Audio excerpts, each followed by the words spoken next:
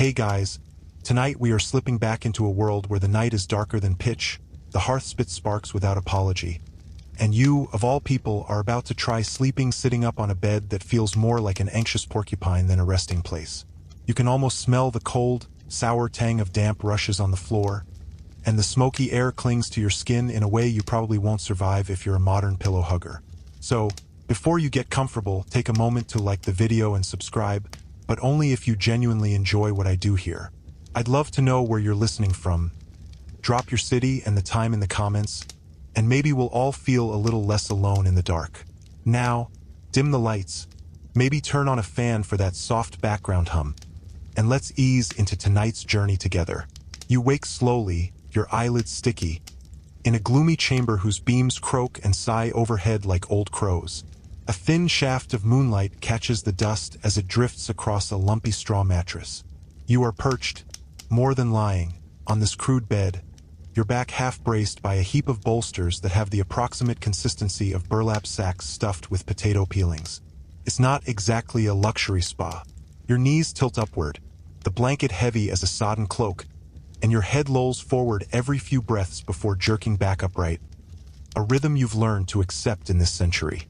You try to shift, but the coverlid is pinned under someone else, probably an uncle or a distant cousin who's snoring like a forge bellows. That's the first reality check. People in the 1300s rarely had a bed to themselves unless they were noble, and even then they might share with a spouse, children, or a valet. A bit less romantic when you realize everyone's feet are just a little too close to your face. Somewhere behind the thin wall, a dog scratches. The sound echoes through the beams, reminding you that this house is little more than a wooden box propped on stone foundations. The air smells of tallow candles and damp linen, things you'd find in any medieval household, even the more respectable ones. You rub your arms for warmth and notice the bed frame's towering headboard. In these times, it's not only decorative, it's there to hold your posture. Slumping too low risks rolling into the next sleeper or, worse, lying flat. And that, in this century, is something most folks carefully avoid. One mainstream historical fact you might not have heard. Chroniclers of the period mention that recumbent sleeping was widely associated with death itself. Corpses were laid out flat, hands folded neatly over the chest. So, the living preferred to snooze in a more vertical fashion, anything to avoid resembling the departed. There's something ironically practical about that superstition. If you look alive, maybe death will forget to visit. You sigh, wondering how you'll make it through the night. The bolster at your spine smells faintly of mildew. It was stuffed months ago with straw and maybe a few sprigs of lavender, though any pleasant scent has long since retreated.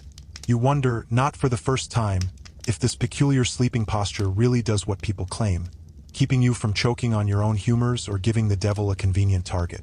A fringe tidbit you'd never suspect. Some households tied a thin cord across the sleeper's chest to keep them propped upright.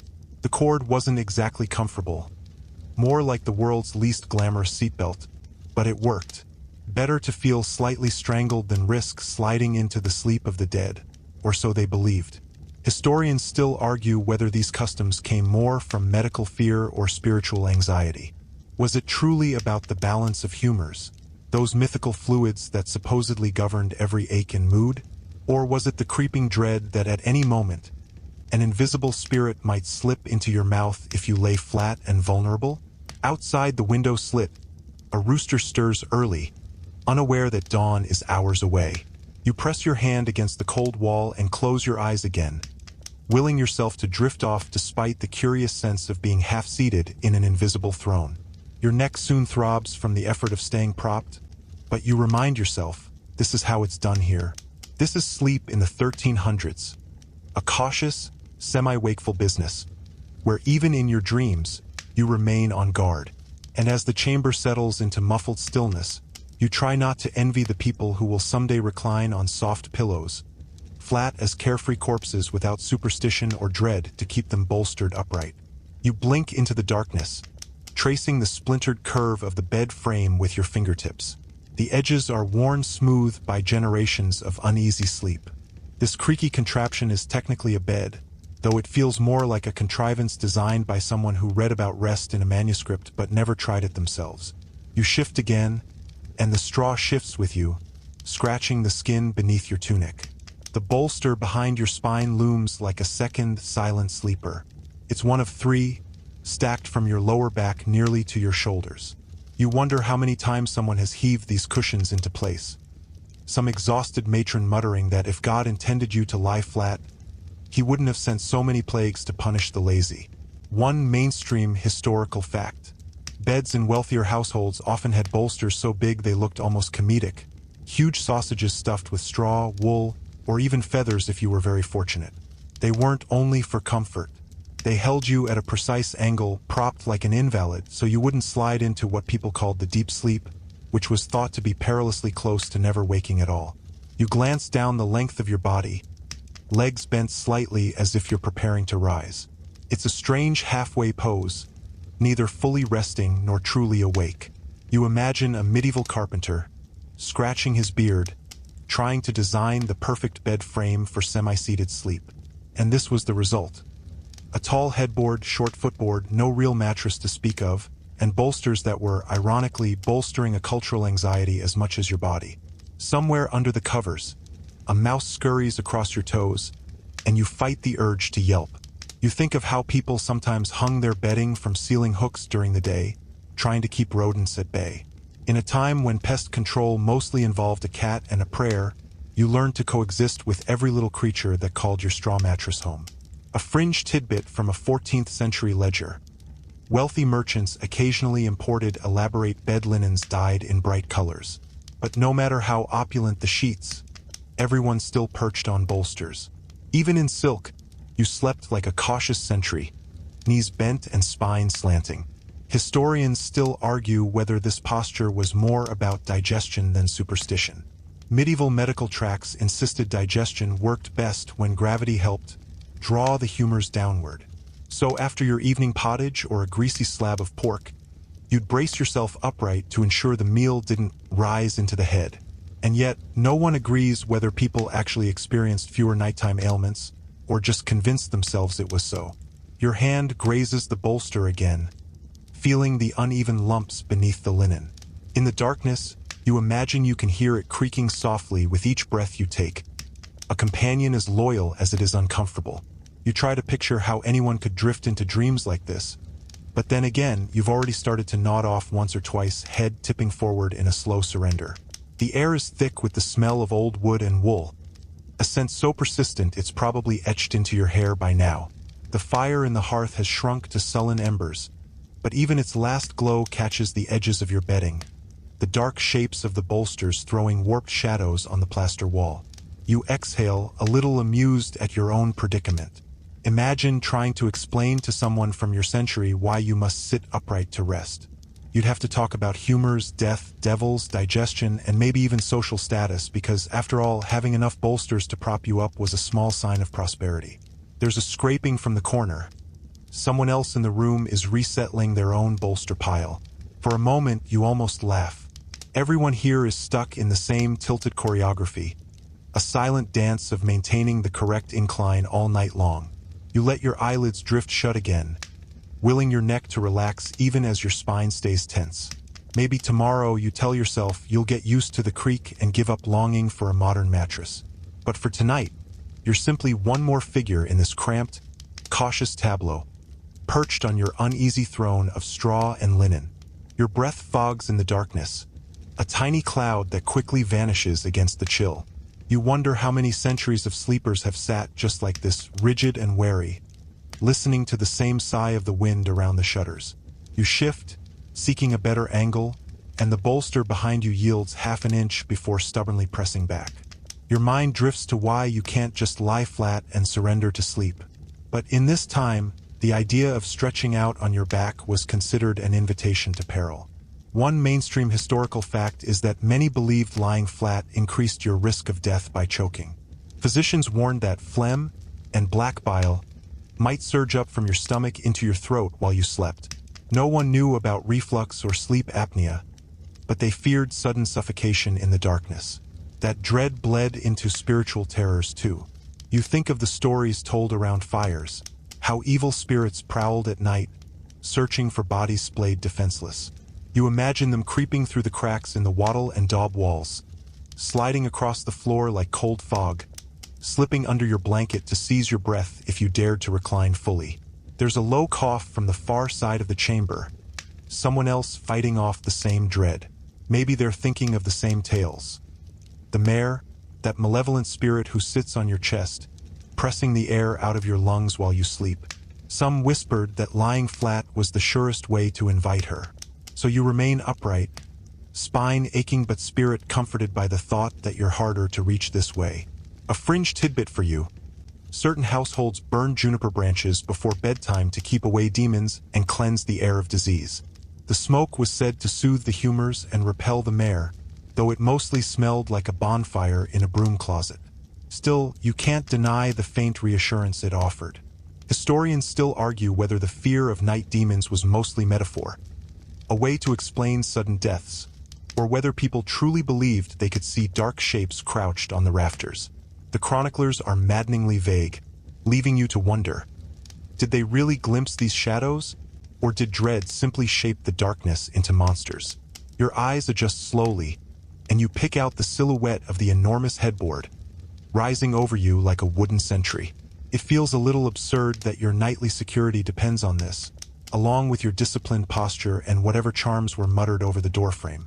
Yet here you are, doing exactly what countless others did, propping yourself up against invisible terrors. You find yourself recalling how, earlier in the evening, the matron sprinkled salt in a line along the threshold. She claimed no evil spirit could cross it, which made you feel slightly safer, though not enough to risk lying down. The chamber feels full of memories, of generations who feared the same silent threats. And still, you can't fully discount the practical aspect of this odd tradition. After all, you've eaten your share of heavy pottage and coarse bread. Your belly feels leaden, the kind of fullness that sours in the gut overnight. Even without demons, you suspect lying flat would be an invitation for something unpleasant to creep up your throat. You breathe in the mingled smells of smoke and straw and tallow. Your head dips forward again, and you jerk awake with a start, the bolsters bracing your spine just enough to stop you from tipping fully over. It's a ridiculous sort of safety net, but you find yourself grateful for it all the same. A log cracks in the hearth, sending a scatter of sparks across the stone. You watch them fade to ash and think how different this is from your modern bed. No memory foam, no gentle hum of electronics, just the unyielding certainty of tradition, and the stubborn insistence that sitting up is your best defense against the night. You sigh and pull the blanket tighter, settling once more into your awkward incline. And as your eyelids droop, you try not to think too hard about the darkness pressing in on all sides, or the possibility that some shape is watching you, waiting for you to dare to lie flat. You shift your weight, feeling the bolsters strain under your ribs, and try to imagine the voice of a medieval physician echoing through this smoky chamber.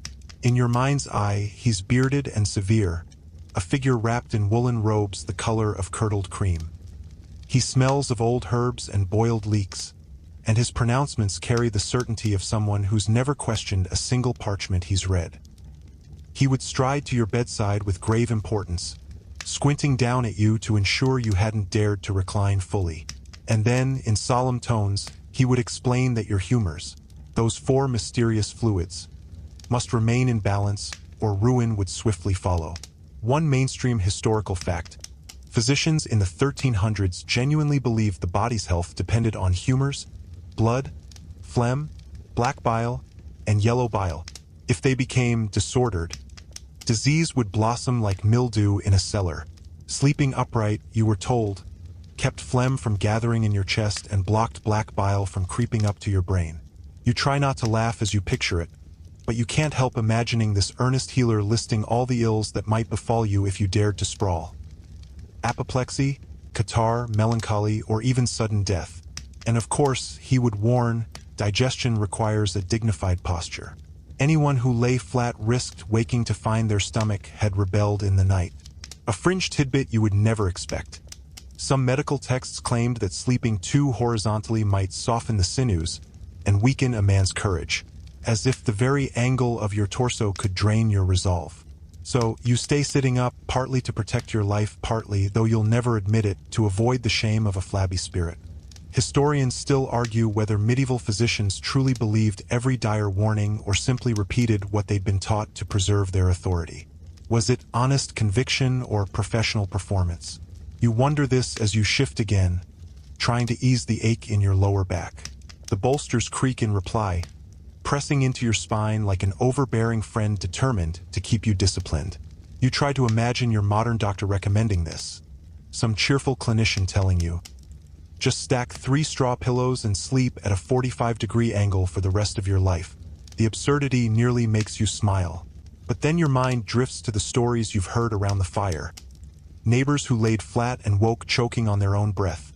You picture the healer bending over them, clucking his tongue, declaring it proof of disordered humors. Maybe you wouldn't be so quick to dismiss the warnings if you'd seen it yourself. You lean your head back against the bolster and feel the rough linen catch your hair. The smell is sharp, damp straw, old sweat, and a whiff of the herbs the household uses to keep pests away. No lavender tonight, only something more pungent, like tansy or wormwood. At least it distracts you from the ache that has settled into your neck. You watch the low embers glow in the hearth, the shadows they throw quivering like spirits. You think of all the little rituals performed before bed. Reciting prayers, rubbing oil on your chest, arranging your bolsters in exactly the right order. It's an exhausting routine, but you suppose it feels better than doing nothing at all. The chamber is so quiet now that you can hear the rasp of the sleeping dog outside the door. Everyone here is committed to the same peculiar discipline. No sprawling, no slumping, no tempting fate by pretending you're braver or healthier than you are. And so you close your eyes again, feeling almost grateful for the constraints. They're ridiculous by modern standards, but in this place, they're the only defense you have against unseen dangers. You nestle your shoulders deeper into the bolsters, your body held in its awkward throne. Whatever you might think, the old healer would say you're safe here, spine tilted, humors pacified, dignity intact. Your eyes flutter open to the muffled chorus of snores and the faint creak of someone shifting on the far side of the room. The air feels thick and strangely intimate, heavy with the heat of too many bodies and the scent of stale wool. You're wedged so close to your companions that every movement is a negotiation. Your elbow brushing someone's ribs, your knee grazing the edge of a shared blanket. One mainstream historical fact you can't help reflecting on. Most medieval people slept communally, especially in winter. Family, servants, even the occasional traveling guest would crowd into one bed to conserve heat. The idea of personal space was more or less an absurdity, luxury reserved for the truly elite. You ease your shoulders against the bolster again, careful not to disturb the person breathing against your side. It feels less like a bed and more like an uneasy truce, a collective agreement that everyone will try to remain propped up without toppling into one another. In theory, this posture kept you safe from choking and evil spirits. In practice, it also kept you painfully aware of every single twitch your neighbors made. There's a light tickle on your shin, fleas probably. You think of how the matron shook out the blankets earlier, muttering that no household, no matter how fine, was ever truly free of them. A fringe tidbit. Flea infestations were so common that some people slept with their legs swaddled in special linen flea bags, tied off at the ankles to trap the pests. You doubt they worked very well, but at least it was a gesture of defiance. Historians still argue whether people truly minded the constant presence of vermin, or if it was simply woven into the texture of daily life. Maybe you suspect when everything else, hunger, disease, cold, pressed so insistently, a few flea bites were just background noise. You shift your weight, feeling the bolster push back as if to scold you for fidgeting. The tall headboard looms behind your shoulder, a silent witness to this odd ritual of semi-sitting slumber. You realize that in this room, bed positions are as much about hierarchy as health. Elders and parents claim the upper end, nearest the pillows and the warming pan if there is one. Children, servants, and anyone of lower standing crowd toward the foot, forced to brace their backs against thinner bolsters or even curl upright along the edge of the mattress. You're somewhere in the middle, neither favored nor disregarded, a precarious spot in the nighttime pecking order. Someone shifts beside you, pressing their elbow into your ribs, and you suppress a grunt. You try to imagine explaining this arrangement to a modern listener, The shared heat, the constant vigilance to stay mostly upright, the sense that any motion is both necessary and rude. The fire has burned low, leaving only a dull glow that gilds the outlines of faces in the darkness. You study them, your companions, all propped in the same uneasy posture, each breathing their own tiny fog into the stale air. In a way, it's almost comforting. You're all caught in the same predicament, bound by the same blend of fear and practicality. You adjust your knees again, trying to keep the blanket from slipping to the floor. A corner of it has already escaped, and you can feel the cold seeping into your calves. You resist the urge to yank it back. Any sudden movement might jostle everyone else, and there's an unspoken understanding that you disturb the fragile equilibrium only in absolute necessity. Your thoughts drift back to the first time you slept like this. You remember the sense of claustrophobia, the disbelief that anyone could truly rest without sprawling. But now, a few nights in, your body has begun to learn the rhythm. The way your spine slowly yields to the bolsters, the way your head dips forward only to snap upright again. You exhale, your breath mingling with the shared warmth of the room, and feel a reluctant acceptance settling over you. You might never call this comfortable, but you're beginning to understand why it endures. The posture, the proximity, even the fleas, it's all part of a long, unbroken tradition of survival. And as you close your eyes, bracing yourself against the next involuntary jostle, you think that maybe, in some odd way, this half-sitting communion is as close to safety as anyone here can expect. Your eyelids drift down, only to flutter open again when someone coughs near your ear. The sound reverberates through the darkness, a raw scrape that reminds you everyone in this chamber is clinging to their own reasons for sitting up. You let your gaze wander over the vague shapes of bundled figures, each trying to maintain the delicate balance between vigilance and sleep. You've begun to see the hidden choreography of it, the way each person leans just so, the subtle adjustments to keep bolsters from tipping over. There's an unwritten etiquette here older than any manual. Who gets the thicker pillows, who claims the warmest spot by the headboard, who sleeps nearest the drafty end of the bed. One mainstream historical fact: bed sharing was so common in the medieval world that legal disputes sometimes arose over bed rights, the privilege to claim the favored side or the best bolsters.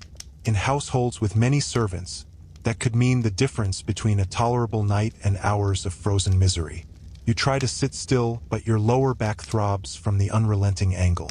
Shifting risks pressing too close to your neighbors, and the rules are clear.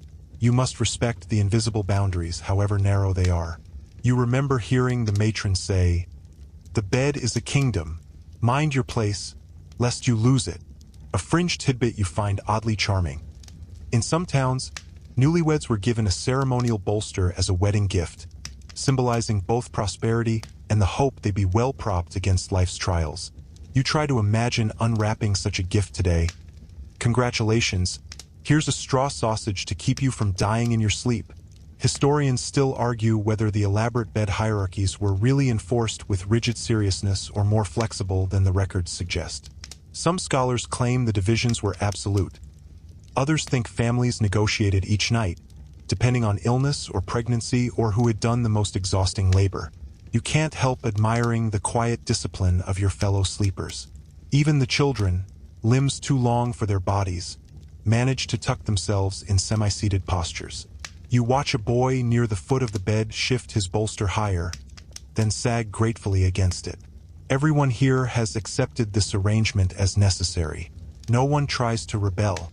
A draft seeps through the chink between the shutters, brushing your cheek like a ghost's caress. You pull the blanket tighter and brace your shoulders, feeling your spine protest again. The ache is as much a part of this ritual as the dim candle stump on the table or the smell of damp wool. You wonder what it says about a society that even in the one place meant for rest, there are hierarchies and invisible laws. You suspect it's less about cruelty than survival. If everyone spread out as they pleased, no one would stay warm, and no one would feel safe from the unseen dangers that prowled the night. You listen to the mingled breathing around you, the soft sighs and occasional snorts. For a moment, you feel a pang of envy for those modern nights when you could claim your own mattress and sprawl like a starfish, safe from scrutiny. But here, your rest is interwoven with everyone else's, a collective enterprise that demands patience. A log pops in the hearth, scattering sparks across the stone, and you turn your head just enough to glimpse the flicker of light on the bolster's linen cover. You almost imagine it glowing like a beacon, this strange, lumpy tower that keeps you tethered in the correct posture. You feel your eyelids drooping again, and this time you let them fall, your body sliding half an inch down the bolster before instinct jerks you upright again. The rhythm is nearly hypnotic now. Dip, jerk, settle, over and over until your mind begins to drift. And as the darkness swallows the last ember's glow, you resign yourself to the etiquette of the medieval bed. A hierarchy carved not in stone but in straw, a quiet code that holds you upright while the world beyond your walls remains just a little less certain. Your neck has become a tight rope of ache, stretched taut by hours of pretending that sitting up is the most natural way to sleep. You exhale slowly, trying to coax your shoulders into relaxing without sliding down the bolsters. Every inch you sink feels like an admission of weakness, a confession that you're tempted to sprawl despite all the stern warnings. But tonight, the room feels different. The usual hush is broken by the soft clink of metal somewhere to your left. You squint, trying to make out the figure crouched near the hearth. A man in partial armor, greaves strapped over woolen hose, a dented breastplate propped beside him, slowly eases himself onto the edge of the bed.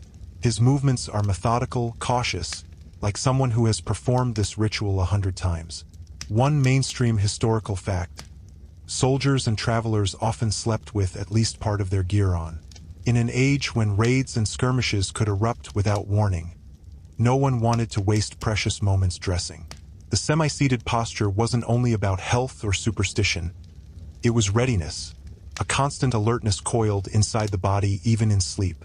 You watch the man brace himself against the bolster, his sword still belted to his hip. He lowers his head, breathing out a tired sigh that seems to flatten the space around him. Even in repose, he looks prepared to lurch up and fight. You can almost imagine the drill. Wake, grab the weapon, be on your feet before your enemy's boot touches the threshold.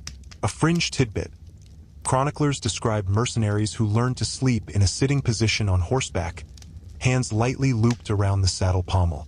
It sounds absurd until you remember how little security existed on the roads. Better a crick in your neck than an ambush while you dreamed of hearth fires and soft bread. Historians still argue whether this habit of partial armor and semi-sitting posture genuinely helped deter surprise attacks, or if it was more a matter of habit and fear. Maybe the protection was psychological, a fragile shield against the knowledge that no door latch was truly secure. Your gaze drifts across the other sleepers. Most are ordinary villagers, faces slack with exhaustion. But here and there, you spot signs of travelers. A leather satchel propped like a pillow, a cloak thrown over the foot of the bed, boots still laced tight against the cold. You wonder how many miles they've trudged to arrive here, and whether they ever truly let themselves recline. The armored man shifts, the plates of his greaves whispering against each other, and for a moment you catch his eye. He gives you a tired, almost apologetic nod, an unspoken acknowledgement that everyone here is a little ridiculous, perched in half-readiness like birds afraid to fold their wings. You close your eyes again, but your mind won't quiet. You imagine what it must be like to carry that watchfulness everywhere, to never fully surrender to sleep. You picture a soldier's dreams, snatches of torchlight, the press of cold steel against your palms, the dread of waking to a blade in the dark. Your own blankets feel thin in comparison, your bolsters a feeble barrier against the idea that danger can always slip through a door latch. And yet, you feel a tiny flicker of kinship with the man in armor. Tonight, you're both playing the same game, pretending that upright sleep will keep your world from unraveling before morning. A log in the hearth hisses, releasing a final curl of smoke that smells faintly of damp oak. You inhale, letting the ache in your neck become part of the background noise. The armored man settles more firmly against his bolster. For a moment, the chamber feels almost peaceful, like everyone here, armored or not, has decided to trust in this peculiar arrangement of vigilance and resignation. Your head dips forward, your breath evening out as you let yourself drift. In this place, there is no other option but to remain braced for what might come. Half-seated on your fortress of straw, quietly rehearsing the act of survival until dawn. The night has deepened into a quiet so dense you feel it pressing against your ears. You're almost grateful for the steady rasp of someone breathing near your shoulder, a reminder that you're not alone in this precarious arrangement. You shift, feeling your spine protest, and glance toward the hearth.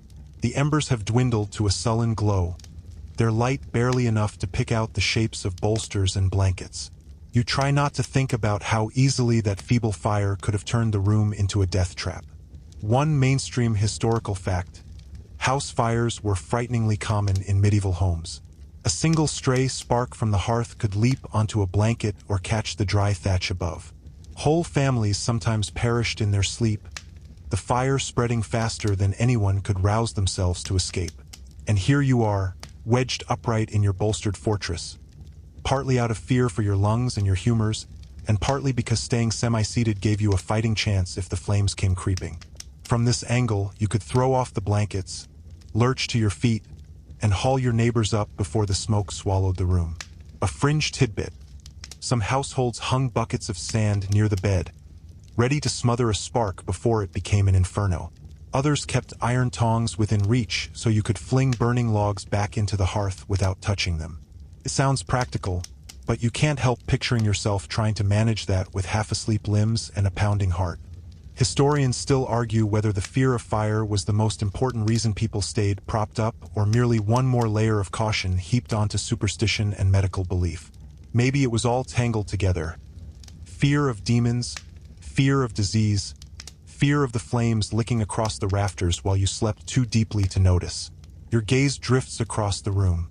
The armored traveler is slumped slightly now, chin nearly touching his chest. Even in half-sleep, he keeps one hand near his sword hilt.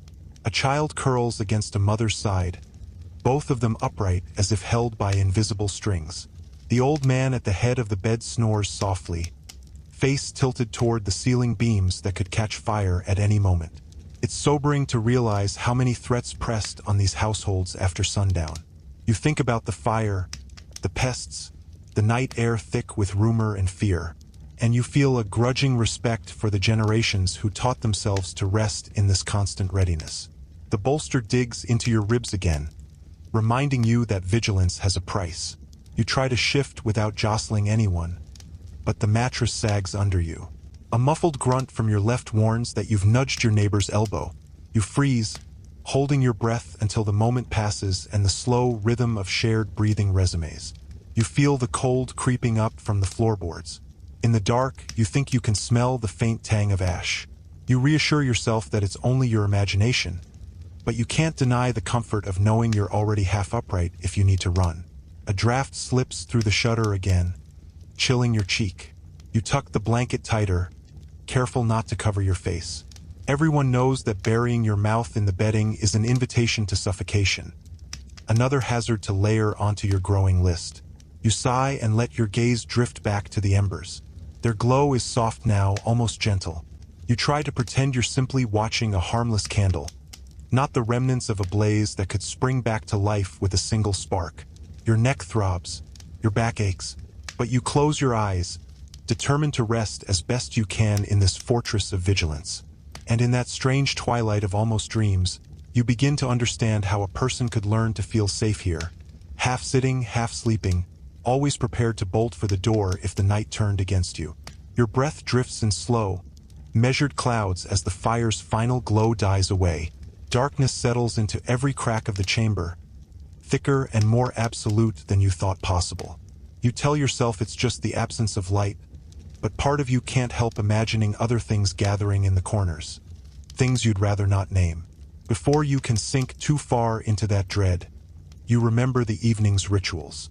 You watched the matron shuffle around the room, muttering incantations under her breath as she sprinkled salt in a neat line across the threshold.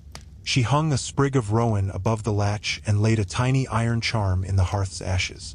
You didn't dare ask questions, you just obeyed, because everyone did. One mainstream historical fact: medieval people often combined Christian prayers with older folk practices to protect the household at night. A carved cross over the bed might coexist perfectly well with amulets, charms, and whispered blessings. You were never too cautious.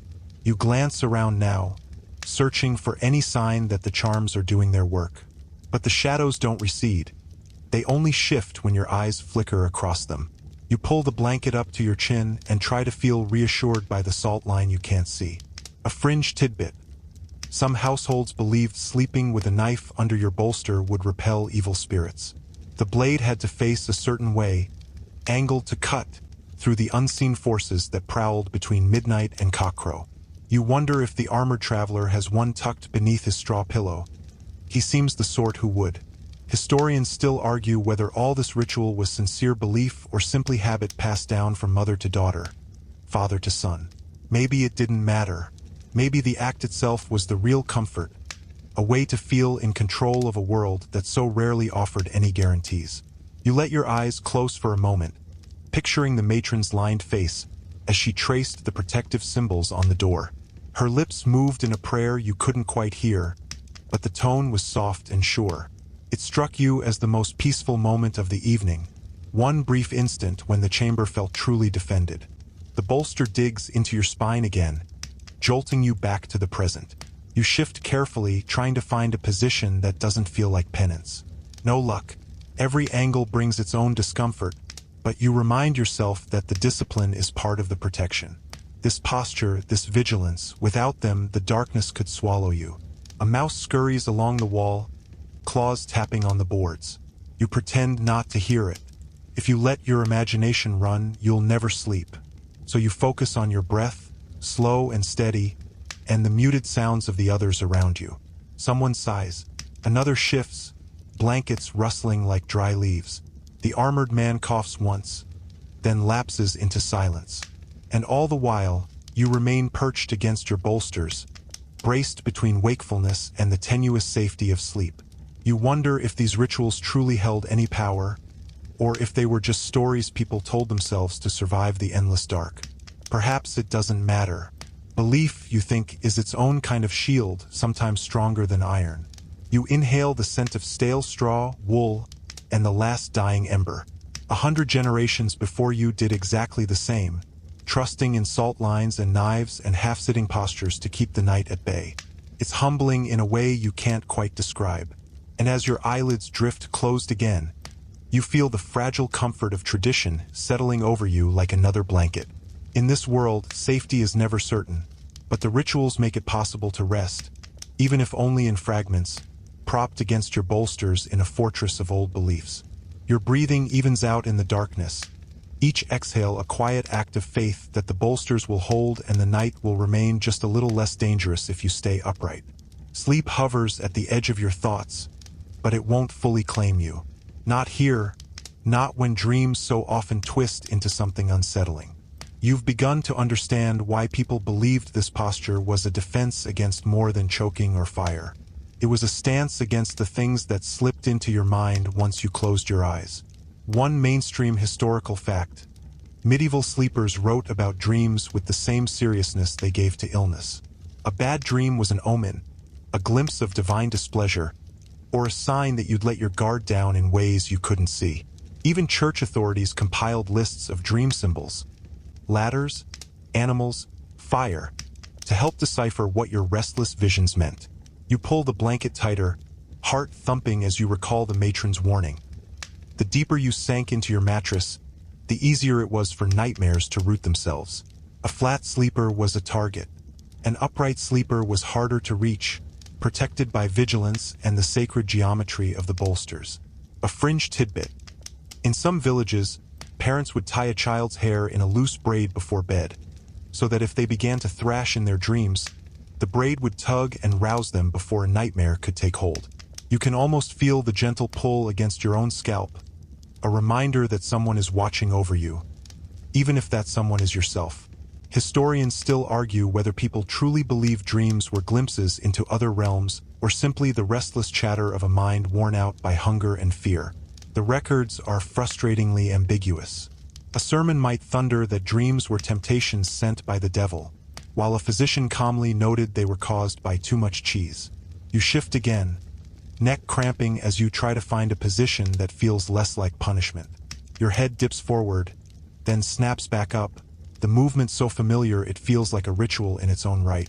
Dip, jerk, sigh, over and over, the body's instinctive defense against sliding too far into slumber. Somewhere near your feet, someone murmurs in their sleep, voice thick with confusion. You can't make out the words, but the tone is unmistakable. Fear threaded through exhaustion. Maybe they're dreaming of a dark figure at the foot of the bed or a hand pressing against their throat. Maybe they're dreaming of nothing at all, just the cold and the dark and the unshakable certainty that dawn might never come. You rub your arms, feeling the chill creep through the weave of your blanket. The fire has burned out completely now, leaving only darkness and the faint, sour smell of cooling ash. Your senses strain for any flicker of movement, anything that might signal you've slipped too far from wakefulness. Your mind drifts to the stories of monks who trained themselves to sleep in short intervals, never fully surrendering to dreams. They called it vigilant rest, a paradox you're beginning to understand.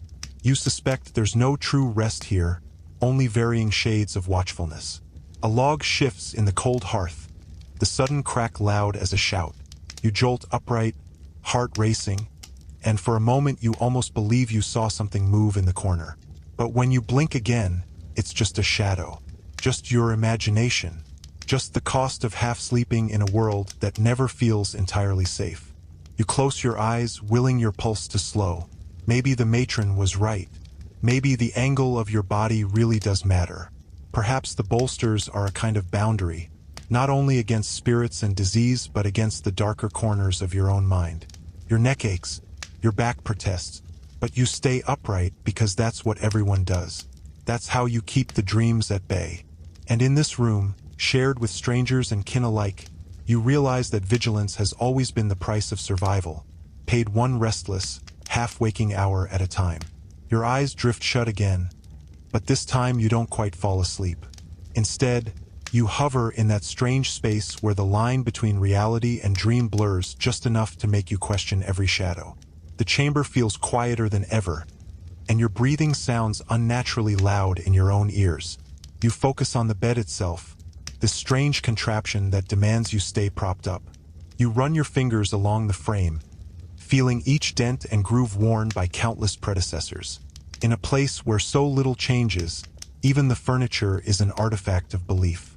One mainstream historical fact: many beds of the 1300s had high, carved headboards not only for decoration but to help keep you upright. Some even had side panels or partial enclosures, creating a tiny fortified alcove. It was part bed, part barricade, a structure designed as much for psychological reassurance as for comfort. Your palm brushes over a line of tiny notches etched into the wood. Perhaps they're just accidental gouges, or perhaps someone counted their nights here, one uneasy vigil after another. You imagine a weary hand scoring the tally marks, each line a quiet testament to survival. A fringe tidbit: certain wealthy households commissioned beds so tall you had to climb into them using stools. The extra height was supposed to protect the sleeper from drafts and vermin, but it also gave an air of grandeur to the nightly ordeal of sitting up like a drowsy sentinel. You can almost picture the lord of the manor perched there, draped in heavy blankets, trying to look dignified as his head bobbed forward with fatigue. Historians still argue whether the elaborate design of these beds was driven by genuine practicality or simply by the desire to display status. A tall bed was expensive, after all, a public symbol that you could afford both the carpenter and the heaps of bedding required to fill the space. You shift again, feeling your bolster sigh against your shoulder blades. The pressure is relentless, as if the furniture itself conspires to keep you aware of your body at every moment. Even when you're almost asleep, the hard edge of the frame nudges you back to consciousness. You can hear the slow rhythm of breathing all around you, dozens of other sleepers caught in their own struggles to stay upright. Someone clears their throat. Another person shifts with a muffled grunt. And you, bound by the same silent contract, keep your back pressed firmly to the bolster. Your mind drifts to an odd realization. The medieval bed wasn't just furniture, it was a tool for discipline. It shaped your posture, your habits, even your sense of what counted as safety. You feel a flicker of respect for the craftsman who designed it. He knew exactly what anxieties he was catering to. You trace the edge of the headboard again, feeling the worn wood warm beneath your fingertips. It's almost comforting, this continuity. A reminder that someone else once sat here, wrestling with the same discomforts, the same fears, the same determination to see morning come. Your neck aches fiercely now, and you let your head tip forward until your chin grazes your chest. The moment stretches into a half-dream where you imagine the bed itself whispering to you, "Stay vigilant. Stay upright. You are safer this way." The ember of a smile touches your lips. Maybe it's absurd, but it's also strangely reassuring. In a world where so little could be controlled, weather, sickness, war, this bed was a tiny fortress of certainty. Here, you could at least decide how you would face the dark. Not sprawled and exposed, but seated, watchful, dignified in your discomfort. And as your eyes finally slide closed again, you remind yourself that even in this crude wooden alcove, you are part of something ancient. A line of souls who trusted their bolsters and their posture to keep the shadows at bay, one uneasy night after another. You drift in and out of half-sleep, every small sound magnified by the hush that blankets the room. A board creaks. A sleeper exhales in a sigh so long you can almost feel it waft across your cheek. You tell yourself you are used to this now, that the posture, the pressure, the constant readiness no longer feel alien. But your spine knows the truth, throbbing steadily as if to remind you that comfort is a modern luxury you've left far behind. You open your eyes, blinking in the darkness, and remember how the servant came through before bedtime carrying a battered copper warming pan. He lifted it like a sacred object, glancing around to be sure everyone saw he was doing his duty. One mainstream historical fact. In many households, a warming pan was filled with hot coals and swished between the sheets before sleep. It was a small mercy against winter's chill, and in some places it was believed the heat itself demanded that you sleep upright, so you didn't slip too low and burn your feet. You think of the hiss and pop as the coals tumbled inside, their glow briefly illuminating the mattress in flickering orange. A fleeting warmth that quickly faded, replaced by the stubborn cold that seeped through the walls. You'd have been grateful for any heat, even if it meant enduring the bolsters that kept you perched like a wary crow. A fringe tidbit. Some warming pans were perfumed with dried herbs, thyme, rosemary, lavender, meant not just to freshen the sheets but to drive out fleas and the foul airs believed to carry disease. You breathe in, almost expecting to catch a whiff of that mingled sweetness. But the air here smells only of wool, sweat, and the faint metallic tang of ash. Historians still argue whether warming pans were mainly practical or if they held a ritual significance. Part of a comforting sequence that reassured everyone the household was safe, the night tamed by human hands. Perhaps it was both. A brief illusion of control before darkness reclaimed every corner. You shift carefully, feeling the bolster dig under your ribs again. Your mind drifts to the first time you saw the warming pan, how the matron pressed her palm against it to gauge the heat, then nodded with solemn satisfaction.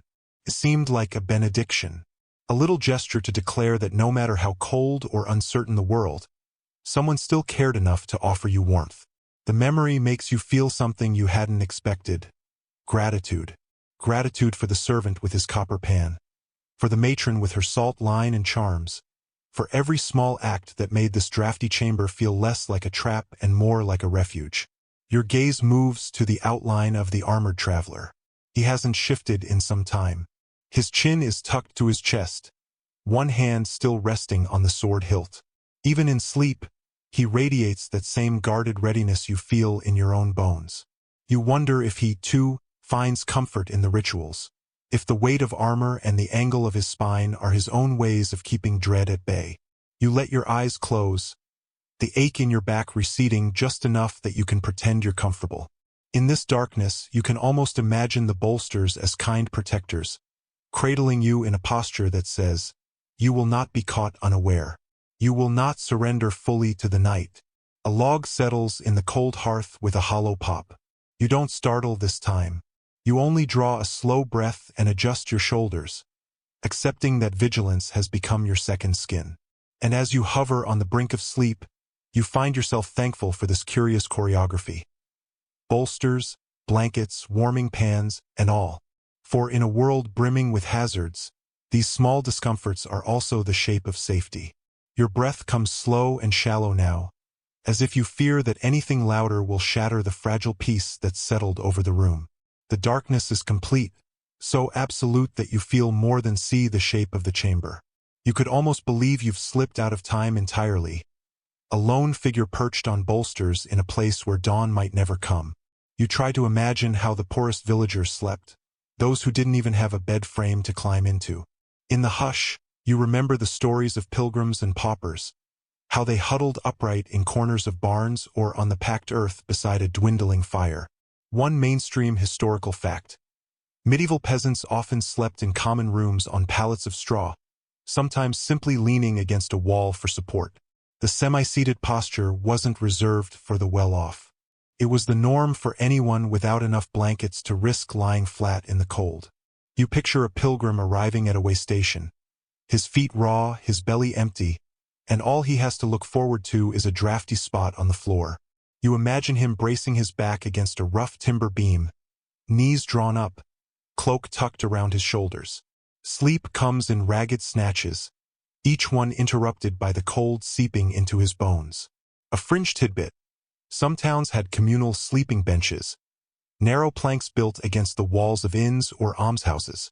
Travelers sat upright along them, cloaks pulled tight, heads tipped onto their chests. No bedding, no bolsters, just the hard wood and the company of other weary souls. Historians still argue whether these benches were designed intentionally to discourage vagrants from staying too long or simply reflected the scarcity of resources. Whatever the reason, you suspect no one mistook them for comfort. Your own bolster shifts under your ribs, and you can't help thinking that at least you have some measure of padding between you and the hard boards. It's a peculiar sort of privilege, to be propped upright rather than forced to sleep sitting against a cold wall. You adjust your knees, careful not to disturb the blanket pooled around your ankles. In the darkness, you imagine the countless others whose nights looked much like this one. Laborers, pilgrims, and beggars pressing their shoulders against unyielding surfaces, hoping only to survive until morning. Somewhere to your right, someone mumbles in their sleep, the words thick and unintelligible. You think of how many stories began in rooms like this. Alliances forged in shared discomfort, friendships sealed over the misery of upright rest. When you spend the night half-seated beside a stranger, something in you softens. You learn to share your warmth and your silence. Your thoughts drift to the way children must have learned this posture. You can almost picture a mother gently correcting her son, nudging his shoulder back against the bolster whenever he slumped too far. Patient instruction. Sit up, love. Keep your head high. We mustn't tempt the night. Your heart aches with the tenderness of that image.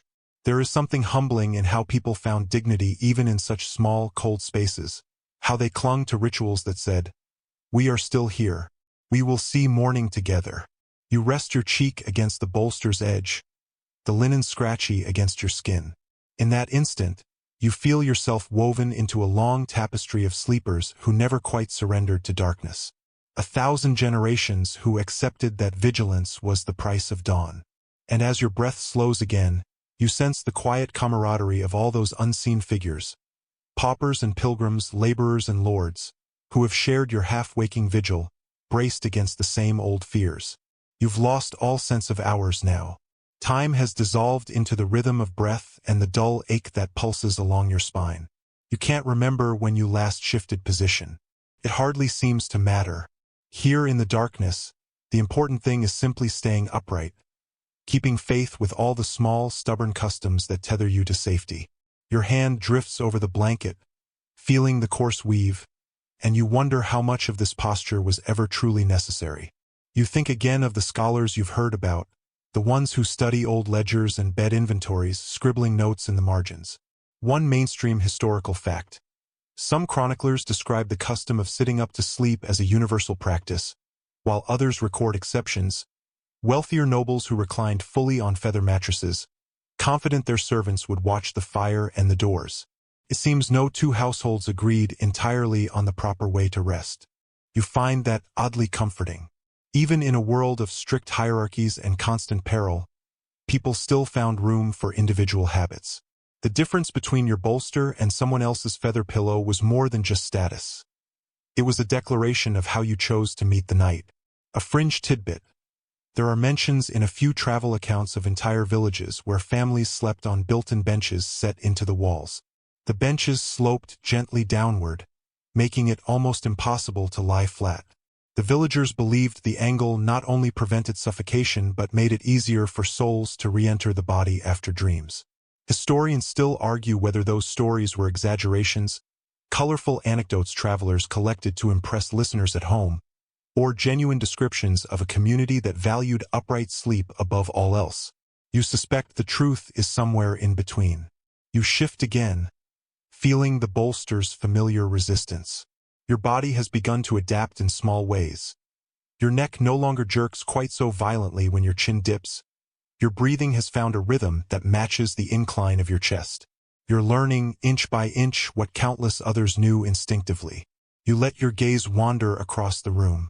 The armored traveler remains motionless, his profile a shadow etched in the faint starlight. The child near the foot of the bed has tucked his head against his mother's shoulder, still propped upright by the curve of her arm. It strikes you that there is a strange grace in this tableau. Dozens of souls surrendering to sleep without ever quite letting go. You think of your own world again, how you once believed that comfort was measured by softness, by sprawling limbs and the freedom to breathe without restraint. Here, you've discovered another definition. Comfort as the certainty that everyone shares your posture, your caution, your quiet refusal to be caught unaware.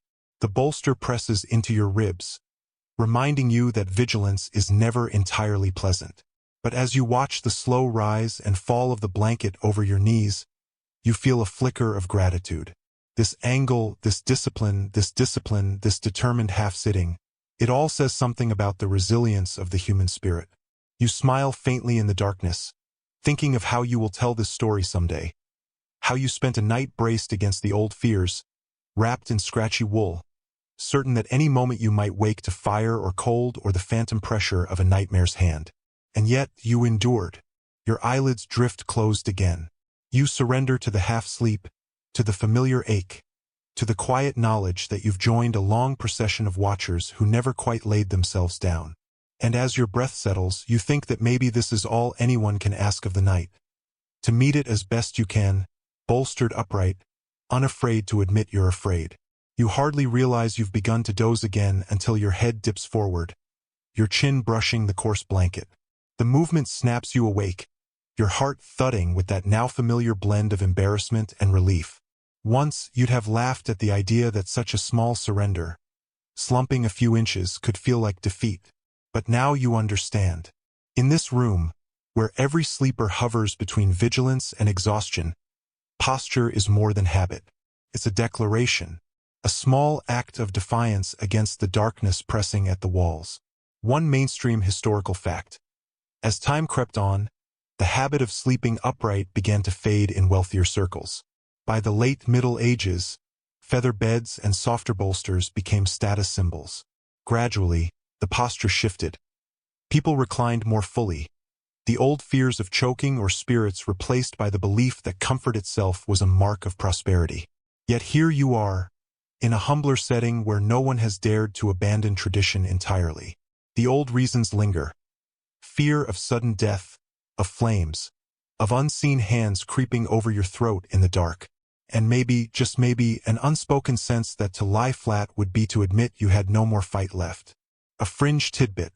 In certain households, the first to fully recline was considered either bold or foolhardy. Some guests would remain perched upright the entire night rather than be seen as disrespectful or careless.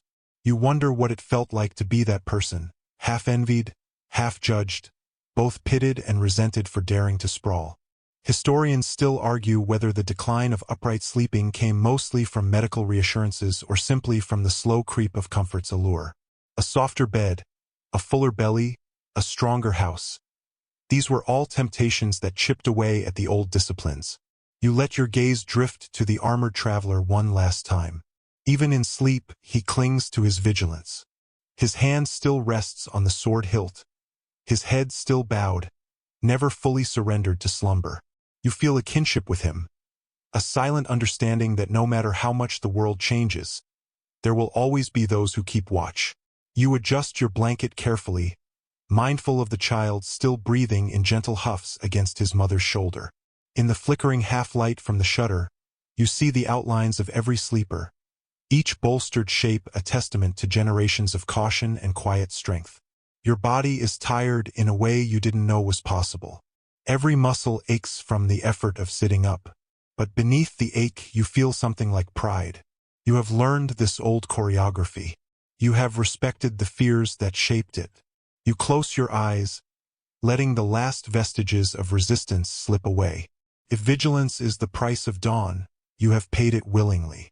And in these final moments before sleep swallows you for good, you think of how this tradition will fade in the centuries to come, how beds will soften, fears will be named and explained, and eventually people will lie flat again without a second thought. But for tonight, you remain.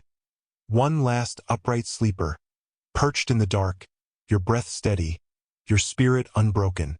And so, you feel your mind begin to slow, like an ember dimming after a long night of watchfulness.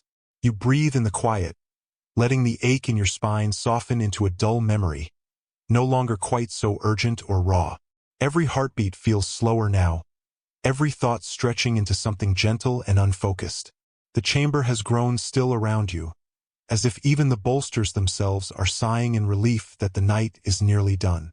The old fears of choking, of fire, of unseen spirits drift further away, leaving only the fragile hush that follows a vigil well kept. You sense the others beside you relaxing too, their own breath evening out, the last tensions uncoiling from their shoulders. Your thoughts blur at the edges, and you imagine the dawn waiting just beyond the shutter, a promise of warmth and brightness you can almost feel against your skin. Soon, the fire will be rekindled, the bolsters pulled away, and the small rituals that held you upright will be replaced by the simpler comforts of daylight. But for now, in this moment that belongs only to you, you let yourself drift at last. You have sat through the darkness, you have kept faith with the old ways, and you have learned the quiet power of meeting the unknown with your spine straight and your heart steady. There is nothing more to fear here, nothing more to prove, just the long, slow exhale of a night coming to its end. And as sleep finally claims you, you know you have earned the rest that waits on the other side.